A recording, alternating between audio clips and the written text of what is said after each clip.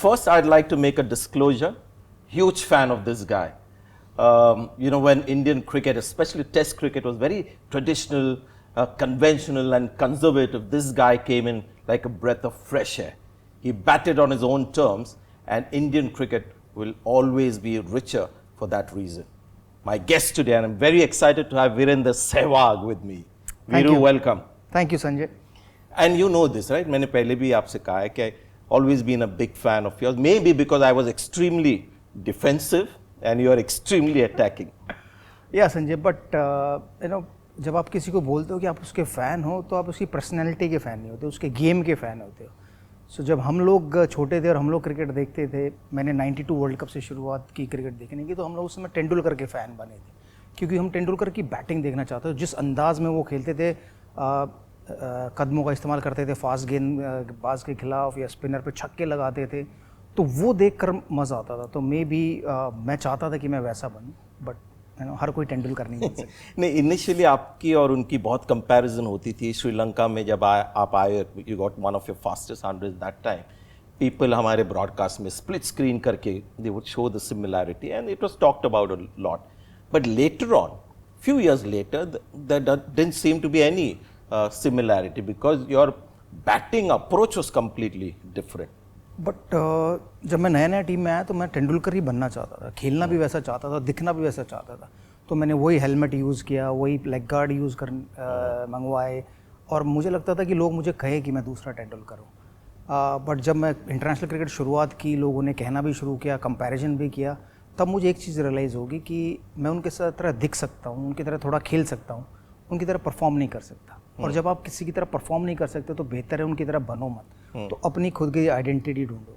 तो तब मैंने अपना बैटिंग स्टाइल चेंज किया, स्टांस चेंज किया, अपना सब कुछ चेंज किया कि ताकि मैं अब उनके जैसा दिखूँ ना, और एक नया लड़के की तरह देखूँ, वीरेंद्र सहवाग, जिसकी अपनी आइडेंटिटी हो और लोग मेरा नाम भी उसी आदर के साथ ले जिस आदर के साथ सचिन तेंदुलकर का नाम लेते थे. 5-day format, 2 triple hundreds and 1 almost a triple hundred. तो ये मुझे समझने में थोड़ा सा कंफ्यूजन हो रहा है. A guy with this approach, how did he have the patience to stay there after 100, after a 200 and then this? मेरे फादर मदर या मेरी मदर, मैं खास कहूँ, वो कहते थे कि बेटे लाइफ में ना कुछ ही दिन आते हैं जब आप मिट्टी को छुओगे तो सोना बन जाएगी. तो वो कुछ दिन में आपको जितना सोना बनाना है आप बना लो, ऐसा वो कहते थे. तो मेरे लाइफ में शायद वो गिने चुने दिन थे. जिस दिन मैं अच्छा खेलूँगा तो उस दिन मेरे को ये था कि अपोजिशन टीम को पे करना ही पड़ेगा. तो वो एटीट्यूड के साथ मैं जाता था. और जब मैं ग्राउंड में उतरता था तो एक चीज़ तो पक्की थी कि सचिन तेंदुलकर, राहुल द्रविड़, वीवीएस लक्ष्मण, सौरव गांगुली, ये सब 150-200 बॉल खेल के 100 रन बनाते थे. अगर मैं भी उतनी बॉल खेल के 100 रन बनाऊँगा तो शायद इनका नाम फिर भी ज़्यादा लिया जाएगा मुझसे, तो मेरी आइडेंटिटी बनेगी नहीं. तो मेरे पास एक ही माइंडसेट था या एक ही मेरा स्ट्रैटेजी थी कि अगर मैं इनसे जल्दी रन बनाऊं तो शायद लोग मेरे बारे में बात करेंगे. बट मैंने कभी ये नहीं सोचा था कि मैं शायद ट्रिपल सेंचुरी बनाऊंगा, एक बार नहीं, 2 बार, और तीसरी बार मिस हो जाएगी. हाँ, एक बार कभी मैंने मजाक में वीवीएस लक्ष्मण को ज़रूर बोला था कि आपने 281 पे आउट हुए और आपने 300 मिस कर दिया, अब मैं बनाऊँगा. तब मैं इंडिया भी नहीं खेला था, तब की बात है, क्योंकि मैं इंडियन एयरलाइंस के लिए खेलता था और वीवीएस लक्ष्मण खेलने आते थे. तब वो उन्होंने भी हंस के कह दिया, हाँ आप एक दिन बनाओगे. मैंने सोचा नहीं था, क्योंकि अगर मैं जो सोचता हूँ मुझे लाइफ में कभी मिला नहीं. मैं सोचता था शायद मैं 1000 करोड़ का मालिक हूँगा, मैं बना नहीं. मैं सोचता था कि मैं इकलौता ऐसा प्लेयर हूँगा जो 3 ट्रिपल सेंचुरी बनाएगा वर्ल्ड क्रिकेट में, वो बनी नहीं. मैं सोचता था कि शायद मैं तेंदुलकर से ज़्यादा रन बनाऊंगा, वो हो ही नहीं. मैं 4 नंबर पे खेलूंगा, मैं 4 नंबर पे खेलूंगा इंडिया के लिए, कभी खेला नहीं. तो जो मैंने सोचा वो कभी मुझे मिला नहीं या मैं अचीव नहीं कर पाया. तो इसलिए मैंने वो सोचना बंद कर दिया कि यार सोच के क्या फ़ायदा, मुझे मिलना तो है नहीं. तो जो है, जो आज का दिन है वो खेलो. सोना बनाना था वो दिन. मतलब बिल्कुल मेरी लाइफ में शायद 4 दिन मैं कहूँगा ऐसे. 2 ट्रिपल सेंचुरी मैंने बनाई, एक 293 मैंने बनाया, एक वनडे क्रिकेट में 219 बनाई. ये 4 दिन ऐसे थे जिस दिन मैंने मिट्टी को छुआ और सोना हुए. बट वो मैंने इतना सोना बनाया कि जिसकी वजह से आज मैं यहाँ बैठ के इंटरव्यू दे रहा हूँ. The other thing that people talk about with Virender Sehwag, triple hundreds तो एक चीज़ है, is how you went to those milestones. And you were a breath of fresh air because it was still a time when, great batters, when they got close to 100, suddenly became like this. You went the opposite way. So that gave a lot of joy for people like me कि यार ये milestone को care नहीं करता. But now you're saying that milestone mattered, but you were still willing to play those kind of shots. So is it sort of not high risk for you and you thought कि ये ज़्यादा sensible approach है? नहीं, but जो 90s में आकर ये सोचते हैं कि मैं माइलस्टोन बनाऊंगा, वो there thinking is just this score 100, but my thinking is that अगर मेरे को यहाँ शाम तक रहना है और 250 रन बनाने हैं, तो then just a part of that, you know, that कि मेरे को वो एक प्रोसेस है जो क्रॉस करना है 100. इट्स नॉट कि मुझे 100 बनाना है. आई वाज थिंकिंग दैट मुझे 150, 200 एंड 250 बनाना है. तो वो माइंडसेट के साथ जब मैं आता हूँ तो मेरे को 50 का या 100 का या 150 का वो ऐसा नहीं लगता कि प्रेशर है वहाँ पर, क्योंकि मैं तो सोच रहा हूँ कि मेरे को 200 250 बनाना है. तो फिर मैं उस 100 के पास क्यों रुकूँ अगर मारने की बॉल है, और मैं 100 के पास हूँ तो मैंने ऑलरेडी 3 घंटे 4 घंटे मैंने बिता दिए हैं. कौन बॉलिंग कर रहा है, विकेट कैसा खेल रहा है, वो सब ऑलरेडी मुझे पता है. एंड ऐसा नहीं था कि मैं सोचता नहीं, मैं भी सोचता था, बट अपने बॉलर्स को पिक करता था कि ये मेरा बॉलर है और ये मेरा बॉलर अगर 80s 90s में आएगा तो मैं इसको एक ओवर में 10 15 20. कभी ऐसा डाउट नहीं होता था कि if I miss this I am going to miss. See I can understand 100, चलो there was a process, but even on 290 you were willing to hit a 6 to get to a triple 100. ऐसा नहीं thought आया यार मैं अभी out हो जाऊं, this triple 100 is gone and I will have to do that work all over again?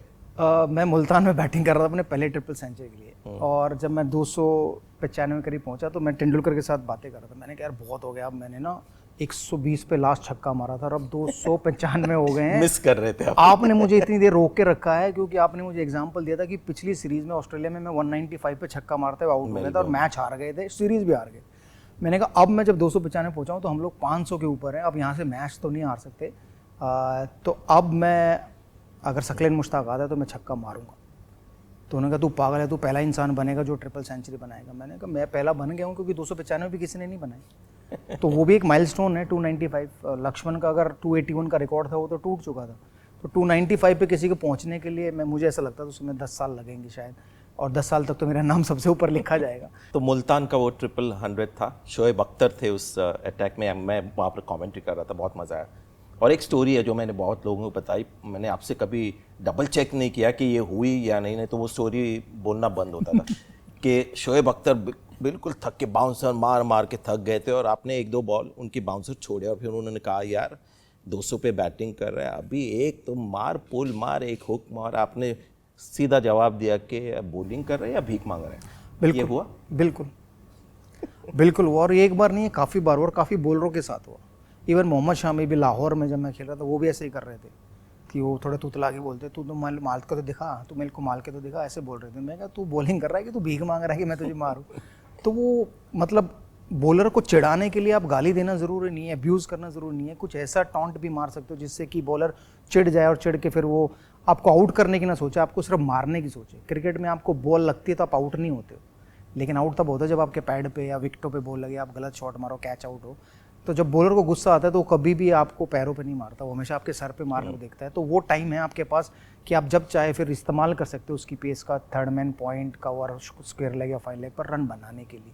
तो ऐसे ऐसे टैक्टिक्स कभी कभी मैं आजमाता था कि उनको कुछ उल्टा सीधा बोल दो ताकि वो गुस्सा खा जाए और फिर वो आपको आउट करने की ना देखे, सिर्फ मारने के लिए. एक दूसरी मज़ेदार स्टोरी बताई गई है कि आप नॉकिंग कर रहे थे शाम को after the next session, Shoaib Akhtar walk ले रहे थे बाउंड्री पे और अपने ऐसे ही बॉल मारे, उसके नज़दीक से चली गई, यानी said something like you know are you going to get me injured before the match tomorrow.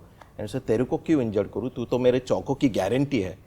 ये भी हुआ बिल्कुल ये भी हुआ है, क्योंकि शोएब अख्तर जितनी तेज डालता था मुझे मालूम था कि जितने भी फील्डर खड़े कर ले कहीं पे भी, अगर मेरे बैट पे बॉल लगी तो वो 200-300 किलोमीटर की स्पीड से जाएगी, वो रोक नहीं पाएंगे. उनको सिर्फ सीधी हाथ में आएगी तो ही शायद रोक पाएंगे, अदरवाइज थोड़ा लेफ्ट थोड़ा राइट होगा वो बिल्कुल कोई भी नहीं रोक सकता. अब मैंने बोला भी उनके फील्डरों को, मतलब इंजमा मुल्क कप्तान थे, मैंने बोला मैं इनसे भाई आप इधर 5 भी खड़े कर लो, जितनी तेज़ वो डाल रहा है वो 5 रोक ही नहीं पाएंगे. तो बोला क्यों, मैंने कहा इतनी तेज़ आएगी उनके हाथ पे लगेगी तो बॉल अपने आप छूट जाएगी हाथ से.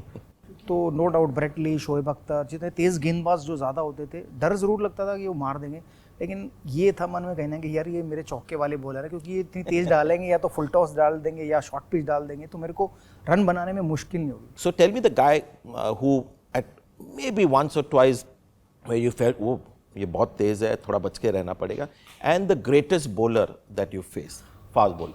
आई थिंक ऐसे एक नहीं 3-4 बॉलर होंगे जिनसे लगा कि एक उनमें ऑब्वियसली शेन बॉन्ड, क्योंकि शेन बॉन्ड क्या था कि वो 145 के करीब डालते थे, बट उनका जो बॉलिंग एक्शन था ना सब अंदर आता था, आपकी बॉडी में आता था। मतलब इवन आउटसाइड ऑफ स्टम्प अगर उन्होंने वाइड के करीब भी बॉल डाली तो वो भी आपकी बॉडी में गेंद आती थी, इतना इन स्विंग करते थे वो। एक ऐसे गेंदबाज थे, खासकर जब न्यूजीलैंड में 2003 में हम 2 में गए थे, जहाँ पर 4 इनिंग में मैंने 20 ही रन बनाए थे। तो हर बार यही रहता था कि यार इनको कैसे झेलूंगा। उनको तो झेल जाते थे, आउट उनको नहीं होते थे, लेकिन टफी जो आते थे दूसरी तरफ से उनको आउट हो जाते थे। एक वो थे शेन बॉर्न, दूसरे ब्रेटली एक थे, काफ़ी बार आउट भी किया है लेकिन रन भी काफ़ी दिए, बट उनसे कभी ऐसा डर नहीं लगा कि ये मुझे मार देंगे या मैं इनको आउट हो जाऊंगा, वो कभी डर ऐसा नहीं था। शोएब अख्तर का एक था डर इन द सेंस कि यार उसका भरोसा नहीं है, उसको 2 चौके मारे ना, या तो बीमर हेलमेट में मारेगा या वो फिर मेरा जूते बिल्कुल वेरी फास्ट। और ये Brett Lee and Shoaib Akhtar same pace while playing you felt. हाँ, ब्रेटली का ये था कि ब्रेटली का हाथ सीधा था तो इजी था पिक करना कि हाँ भाई ये बॉल आ रहा है। शोएब अख्तर का हाथ ऐसा लगता था कि जैसे पता नहीं पीछे से छुपा के ला रहा है। ऐसे मत करो, वो थोड़ा देखता होगा तो नहीं, अब तो वो रिटायर हो गया है और वो उसको भी पता है कि वो भट्टा मारता था, ऐसा नहीं है कि वो चक नहीं करता था। अगर नहीं होता तो उसको शायद आईसीसी एक बार बैन भी नहीं करती उसको, थैंक्स टू डालमिया जी। वो कहेगा कि मेरा हाइपर एक्सटेंशन था ऐसे पीछे एल्बो, वो कभी हमें चलते हुए नजर नहीं आया जो मुरलीधरन के यहाँ में आता है। लेकिन वो एक ऐसे गेंदबाज थे क्योंकि उनका जो एक्शन था ना वो ऐसे साइड आर्म था, तो पता नहीं कि बॉल दिखती नहीं थी और फिर जब्त करके बॉल आती थी कि किधर जाएगी ये नहीं पता था। खासकर जब रिवर्स स्विंग होती थी ना तब बहुत डेंजरस थे क्योंकि तब बॉल अंदर ही आती थी। चलो, now Virender Sehwag is established, getting runs, star बन गए हो तुम। कप्तानी, आई एम श्योर कहीं ना कहीं वो थॉट आया होगा कि यार मैं बन सकता हूँ, I can take Indian cricket forward. Were there any captaincy aspirations? नहीं, क्योंकि मुझे यहाँ था कि मुझे ये शौक नहीं था कि मैं कप्तान बनूं, बट मुझे ये शौक था कि यार मेरा जो माइंड है वो इतना शार्प है कि मैं इतनी जल्दी पिक कर लेता हूँ चीज़ें कि मैं वो ज़रूर शेयर करूँ। और मैं हमेशा जो भी कैप्टन होता था उनके साथ, चाहे दादा थे, चाहे राहुल द्रविड़ बने, चाहे इवन अनिल कुंबले बने या इवन धोनी बने, तो मेरी कभी ये एस्पिरेशन नहीं थी कि यार मैं इंडिया का कप्तान बनूँ, मैं फॉरवर्ड मतलब इस टीम को आगे लेके जाऊँ या वो बनाऊँ। बट ये ज़रूर था कि हाँ, मौका मिला तो मैं ज़रूर कैप्टनसी करूँगा, क्योंकि मैं राहुल द्रविड़ जब कप्तान बने थे उनका वाइस कैप्टन था, थैंक्स टू ग्रेग चैपल की फिर वो वाइस कैप्टनसी मुझे दोबारा मिली नहीं है। वो टाइम ऐसा था कि शायद मेरा फॉर्म भी ख़राब था और मुझे लगता था कि जब राहुल द्रविड़ शायद रिटायर होंगे, एज ए कैप्टन छोड़ेंगे, तो उसके बाद मुझे कैप्टनसी मिलेगी तो तब मैं देखूंगा कि मुझे क्या करना है एज ए कैप्टन। बट कभी ये नहीं था यार मुझे कैप्टन बनना है। मुझे ये था कि मुझे खेलना है, मुझे एंटरटेनमेंट देनी है लोगों को, क्योंकि हमेशा से माइंडसेट वो था कि कम गेंदों पे ज़्यादा रन बनाने हैं, बजाय कि इसके कि यार मैं कुछ कैप्टन बन जाऊँ, मैं कुछ करूँ। और जब श्रीकांत सिलेक्टर बने, चेयरमैन बने और वो सिलेक्शन पैनल आया, तब उन्होंने मुझे ज़रूर MS धोनी का वाइस कैप्टन बनाया। तब मैंने उनको ये भी कहा कि मैं सर कि मैं अब इतना सीनियर हो गया हूँ कि मुझे वाइस कैप्टनसी की ज़रूरत नहीं है, आप किसी और को ग्रूम कीजिए, क्योंकि मेरे ये 2008-9 की बातें होंगी कि अब मेरे पास उतने साल नहीं है कि मैं हाँ, कि मैं उतने साल नहीं है मेरे पास कि मैं वाइस कैप्टन रहूँ और फिर मुझे कैप्टनसी मिलेगी। तो मेरा कोई शौक भी नहीं है। तो मैंने उन्हें MS धोनी को बोला, MS धोनी बोला ओके पाजी ठीक है, मैं सिलेक्टरों से बात करता हूँ। उन्होंने बात की, सिलेक्टरों ने मना कर दिया, फिर मैंने बात की तो मुझे भी मना कर दिया। तो उन्होंने कहा कि नहीं, इन केस अगर MS धोनी इंजर्ड हो जाते हैं या इन केस MS धोनी नहीं खेलते हैं तो सेकंड ऑप्शन आप ही होने चाहिए, क्योंकि अभी बाकी प्लेयर ना बहुत यंग हैं। तो मैंने उन्हें कहा कि गाइड करने के लिए मैं हूँ, क्योंकि तेंदुलकर भी थे उस समय, ऐसा नहीं है कि तेंदुलकर नहीं थे। तो कभी ये सोचा नहीं था कि मैंने यार मुझे कैप्टनसी मिलनी चाहिए, मुझे कैप्टनसी करनी चाहिए। ये था कि मिल गई तो कर लेंगे, नहीं मिली तो कोई बात नहीं, हम तो खेलने आए, हम खेल के चले जाएंगे। So I looked at your career after England. There were few scores coming in. The big 100 didn't come. There was one, I think, in India and Ahmedabad, I think, and then your career sort of ended. But one memory I have as your career sort of the curtains came down on your great Test career, specs. Why did you feel the need to wear a chasma, and was that loss of confidence or that was a genuine eyesight issue or what? You know what happened? 2011-12 में जब हम लोग Australia गए थे, तो every day I use to get headache. तो मैं chiropractor के पास जाता था, फिर मैं आई स्पेशलिस्ट के पास जाता था, मेलबर्न, सिडनी, एडिलेड, ब्रिस्बेन, हर जगह। तो मैंने फर्स्ट टेस्ट मैच में 50 बनाया था and then last test match में 50 बनाया, क्योंकि बीच में मुझे बैटिंग करते हुए कई बार ये हुआ कि मेरे को हेडेक के कारण ना बॉल नज़र नहीं आ रहा, या हेडेक के कारण मैं लेंथ जज नहीं कर पा रहा, मेरी जो शॉट सिलेक्शन है वो थोड़ी ख़राब होगी, क्योंकि मुझे लगा ये शायद आगे मैं मारता था और वो आगे होती नहीं थी और मैं कॉट बैंड या कवर्स पे कैच आउट हो जाता था। इवन यहाँ तक कि एडिलेड में 60 रन बनाने के बाद मैं फुल टॉस पे आउट हुआ हूँ कॉटन बॉल। मुझे याद है कि 2013-14 या 2012-13 में जब ऑस्ट्रेलिया इंडिया आई, तो पहले 2 टेस्ट मैच में मैंने ग्लासेस पहन के बैटिंग की। हालांकि जब वो उस टाइम भी मैंने सिलेक्टर को बोला कि भाई मुझे आई साइड की प्रॉब्लम है, मुझे शायद ये सीरीज़ में अगर आप ब्रेक दे दोगे तो मैं वापस जाके अपनी आई साइड थोड़ी ठीक करके वापस खेल सकता हूँ। बट वो सीरीज़ इतनी बड़ी थी कि मुझे श्रीनिवास ने बोला कि नहीं वीरो, ये इंपॉर्टेंट सीरीज़ है, आप मिस नहीं कर सकते क्योंकि आप बहुत सीनियर खिलाड़ी हो और ओपनिंग बहुत ज़रूरी है हमारे लिए। तो वहाँ भी मैंने उनके कहने पे वो 2 टेस्ट मैच खेले। बट मुझे ये थोड़ा भी एहसास नहीं था कि मैं शायद उन 2 टेस्ट मैच के बाद ड्रॉप हो जाऊँगा। अगर मुझसे सिलेक्टर ये बात करते या मुझसे बोर्ड मिस्टर श्रीनिवासन ये बात करते कि भाई आप शायद अब हम आपको देख नहीं रहे, हम नया ओपनर चाह रहे, तो मैं उसी समय अपनी रिटायरमेंट अनाउंस कर देता। क्योंकि मुझे ये नहीं था कि मुझे कोई ज़बरदस्ती खिलाए कि यार इतने साल हो गए खेलते हुए, चलो इसको इतने पिछले साल की परफॉर्मेंस पर 1-2 सीरीज़ और खिला दो। क्योंकि मैं खुद कहता था, इवन MS धोनी जब कप्तान बने, ये किसी के बाप की टीम नहीं है, यहाँ जो डिजर्व करता है वही खेलना चाहिए। Simple is that. ये जो चश्मे की जो प्रॉब्लम है, do you think Virat Kohli has a similar issue? Because currently उसका जो फॉर्म चल रहा है and the way he is batting, and I am surprise by how long this bad patch has gone on, and I thought it would come a little letter in his batting career because it seems like he still in his form. मुझे याद है जब मुझे पहली बार आई side की problem हुई तब विराट कोहली ने मुझे अपने कॉन्टैक्ट लेंस दिए थे। उस समय उनका नंबर 0.75 था एंड आज की डेट में उनका नंबर शायद -2 पॉइंट समथिंग है। तो टाइम के साथ साथ उनका आई साइड भी थोड़ा सा वीक होता गया है। तो मुझे लगता है कुड भी वो हो सकता है कि वो प्रॉब्लम ज़रूर हो सकती है कि मैंने वो प्रॉब्लम फेस की है कि आपको लेंथ कई बार जज नहीं होती जब आपकी आई साइड कमज़ोर होती है। तो और मुझे पूरी उम्मीद है कि शायद वो रेगुलर अपना चेकअप आंखों का कराते होंगे, डॉक्टर के बेस्ट डॉक्टर से वो ट्रीटमेंट लेते होंगे। तो ये रीज़न नहीं होना चाहिए विराट कोहली के लिए, बट मुझे लगता है कि शायद कहीं ना कहीं बिल्कुल पॉसिबल है। दूसरा जो मेरा रीडिंग है, and feel free to contradict, I feel that Virat Kohli has lost currently at least the power game. मैं 2-3 साल उनको IPL में देख रहा हूँ कि जब छक्के लगते हैं ना तो बाउंड्री लाइन यहाँ होती है और सिर्फ उसके ऊपर गिरते हैं। When you see the powerful striker, उनके सीधा सेकेंड टियर स्टैंड में जाता है। तो समवेयर उनको वो थोड़ी एक इनसिक्योरिटी है कि बड़ा गेम अभी मेरे कंट्रोल में उतना नहीं है, इसीलिए that also is adding to his lack of scores और प्रेशर। देखो, बड़े छक्के जब लगते हैं जब आप कॉन्फिडेंट होते हो, क्योंकि तब आप परवाह नहीं करते कि आपको छक्का मारना, तब आप सिर्फ शॉट मारते हो और वो दूर तक जाता है। जब आप कॉन्फिडेंट नहीं हो कि मैं मारूंगा ये छक्का जाएगा नहीं जाएगा, तब वो छोटे छक्के जाते हैं, तब आप बाउंड्री पाओ। बट मुझे नहीं लगता कि वो इशू है विराट कोहली। वो फिटेस्ट है इस टीम में, उनके पास पूरी पावर है। आई थिंक कहीं ना कहीं वो जो एरर है ना जजमेंट का कि मैं इसको मारूं, छोड़ूं, खेलूं, वो शायद जब आप कॉन्फिडेंस लूज करते हो ना, क्योंकि बैड पैच में यही होता है। मतलब मैंने तेंदुलकर, द्रविड़, गांगुली, लक्ष्मण, मेरा खुद का और प्लेयरों के जब वो रन नहीं बनाते ना, तो मैंने उनको ड्रेसिंग रूम में ये सुना है, कहते हैं यार बैटिंग में वो मज़ा नहीं आ रहा है, वो बॉल जो मैं पिक करना चाह रहा हूँ वो पिक नहीं हो रही है। तो ये सब बातें मैंने सुनी है, उनको देखा, मैंने देखा उनको घंटों घंटों प्रैक्टिस करते हुए, जहाँ पर वो खुद कंफर्टेबल नहीं है नेट में कि यार कुछ ना कुछ गड़बड़। वो अपनी बेसिकली गलतियाँ ढूंढते हैं, और मैं ये मानता हूँ कि आप अपनी गलतियाँ मत ढूंढो, आप सिर्फ अपनी अच्छाइयाँ देखो, आप अपने अच्छे शॉट देखो, तो आपकी जो मेमोरी है ना वो वापस आती है अच्छे शॉट्स की, और आप अच्छे शॉट्स जो देखते हो फिर वही शायद खेलने की कोशिश करते हो। बहुत अच्छा पॉइंट किया। मेरा ऐसा मानना है, क्योंकि मैंने हमेशा, मेरे पास आज तक जितनी मैंने बैटिंग की है, हर एक बैटिंग का पूरा वीडियो है एक्सेप्ट डॉट बॉल और सिंगल्स। तो मेरे पास मेरी बैटिंग के डॉट बॉल और सिंगल्स नहीं है, सिर्फ चौके और छक्के, और मैं उनको आज भी देख के बड़ा खुश होता हूँ, क्योंकि मैं क्लेट करता था कि जब मैं रन नहीं बनाऊँ तो मैं वो देखूँ ना जो उसमें मुझे मज़ा आए। थोड़ी आगे की बात करते हैं, you know the current scenario also.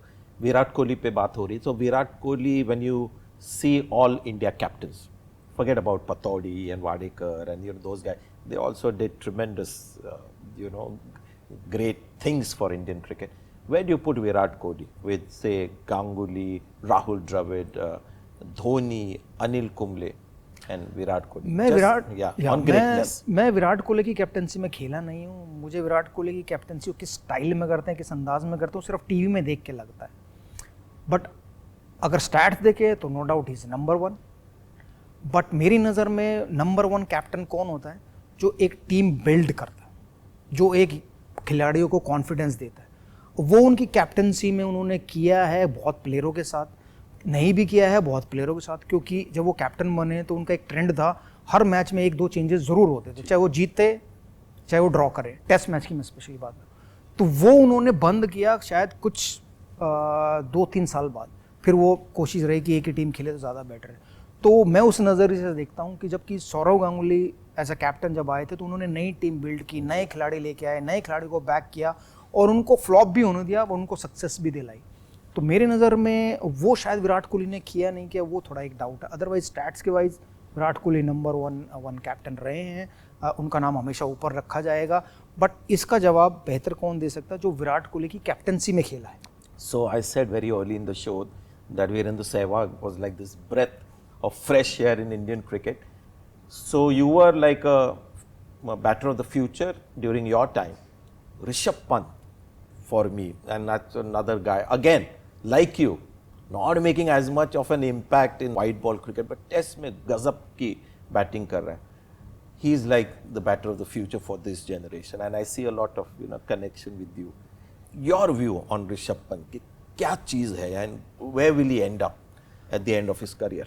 मैं ऋषभ पंत को रिलेट अपने आप से कर सकता हूँ क्योंकि जितनी सक्सेस उन्होंने टेस्ट क्रिकेट में पाई है उतनी शायद वनडे और T20 में नहीं मिली। मेरे साथ भी हुई था क्योंकि हम लोगों का जो माइंडसेट है वाइट बॉल के लिए वो ये नहीं है कि मुझे 50 रन बनाने, 100 रन बनाने। हम लोगों का माइंडसेट ये है कि मैं 10 बॉल खेलूँ तो 20 रन बना के जाऊँ। सिचुएशन क्या है फ़र्क नहीं पड़ता, अपोजिशन क्या है फ़र्क नहीं पड़ता, क्योंकि आप उस मोड में हर बार नहीं खेल सकते। ये मैंने रियलाइज़ किया लेटर ऑन अपने कैरियर में, क्योंकि मेरे साथ क्या फ़ायदा था मुझे कि मेरे साथ ना वो महान दिग्गज खिलाड़ी आने वाले थे बैटिंग में, तो मैं अफोर्ड कर सकता था ओपनिंग। अगर ऋषभ पंत ओपनिंग में आते ना तो वो ज़्यादा सक्सेसफुल होंगे, ज़्यादा उनको वो 10 बॉल में 20 रन बनाने के मौके मिलेंगे, बजाय कि वो मिडिल ऑर्डर में नंबर 4-5 पे है। नंबर 4-5 की पोजीशन ऐसी है जो आपको रिस्पॉन्सिबिलिटी के साथ भी खेलना पड़ता है। बट उनकी बैटिंग में एक जो ख़राब चीज़ है जो मुझे बहुत इरिटेट करती है, प्रॉब्लम है, जिससे उल्टे सीधे जो शॉट मारते हैं जिसकी कोई ज़रूरत नहीं। अगर वो ये सोच लें कि उनके शॉट सिलेक्शंस मेरी ये 4 शॉट्स हैं और मैं ये 4 शॉट्स के साथ T20 या वनडे क्रिकेट खेलूंगा तो भी उनको उतनी ही सक्सेस मिलनी है जितनी अभी मिल रही। आपका रिकॉर्ड 100 400 भी बने हैं टेस्ट क्रिकेट में। Do you think he could be the next Indian batter to threaten the 100 score and beat your? नहीं, मुझे नहीं लगता, क्योंकि जिस नंबर पर वो बल्लेबाजी करना था उस नंबर पर जब वो बल्लेबाजी करना था, अगर वो 100, 150, 200 रन बनाएंगे तब तक डिक्लेयर की सिचुएशन आ जाएगी। तो मेरे ख्याल से मैं इसलिए कह रहा हूँ कि अगर उनको ऊपर बैटिंग करने का मौका मिलेगा, वाइट बॉल में अगर वो ओपनिंग करते हैं और टेस्ट क्रिकेट में वो नंबर 4 खेलते हैं, संगाकारा ने बहुत बारी खेला है और उन्होंने बनाए भी हैं 200-300 रन, तो वो एक ऐसी स्टेज है जहाँ पर ऋषभ पंत इम्पैक्ट डाल सकते हैं टेस्ट क्रिकेट में भी। One question that I always ask, my guest is, any player that you see in Indian cricket now, not the obvious stars, that you think could be player of the future? I think Prithvi Shaw. Wow. मुझे ऐसा लगता है Prithvi Shaw, That's a क्योंकि great name. उन्होंने जो test cricket में शुरुआत की थी, 100 बनाया वेस्ट इंडीज़ के खिलाफ, फिर शायद 50 एक और बनाया नेक्स्ट मैच में, एंड देन ऑस्ट्रेलिया पर वो प्रैक्टिस मैच में इंजर्ड हो गए, एंड देन उसके बाद से शायद उनका टाइम ख़राब हो गया या उनका फॉर्म ख़राब हो गया या वो टीम से बाहर हो गए। बट वो एक ऐसे खिलाड़ी हैं जो टेस्ट क्रिकेट में एक्साइटमेंट वापस ला सकते हैं, वो और ऋषभ पंत। अगर ये दोनों एक ही टीम में हो तो आप इमेजिन कर सकते हो कि हमारे टाइम में सहवाग एंड धोनी एक ही टीम में थे और दोनों एक ही स्टाइल में खेले, एक ऊपर और एक नीचे, तो आप टेस्ट क्रिकेट में एक्साइटमेंट ला सकते हो, टेस्ट क्रिकेट में रूल कर सकते हो, टेस्ट क्रिकेट चैंपियनशिप जीत सकते हो अगर ये दोनों खिलाड़ी एक ही टीम का हिस्सा हो। क्योंकि फिर आपका वो कभी ये दूसरी टीम को ये सोचना पड़ेगा क्या 400 रन लास्ट डे पे इनको दें, क्योंकि अगर ये दोनों चल गए तो शायद हम लोग टेस्ट मैच हार सकते हैं लास्ट डे में भी, जो ऋषभ पंत ने ब्रिस्बेन में करके दिखाया। Is it also because there is a lot of similarity between Prithvi Shaw and your technique, which I've said on air also? Technique बहुत similar है। he is also थोड़ा वो इधर खेलता है पॉइंट की तरफ ज़्यादातर। देखिए, सबका नज़रिया अलग अलग है देखने का खिलाड़ी को। मुझे टेक्निक में इतना विश्वास नहीं है, मुझे ये कि वो रन किस अंदाज में बनाता है, रन कैसे बनाता है, किसके अगेंस्ट बनाता है, वो इम्पॉर्टेंट है। क्योंकि एंड ऑफ द डे अगर आपकी बहुत बढ़िया टेक्निक है जैसे आकाश चोपड़ा की थी, लेकिन वो टेस्ट क्रिकेट कितने खेले, और मैंने हमेशा कहता था कि जब तक आप 100 नहीं बनाओगे, बड़ा 100 नहीं बनाओगे, आपको ज़्यादा मौके नहीं मिलेंगे।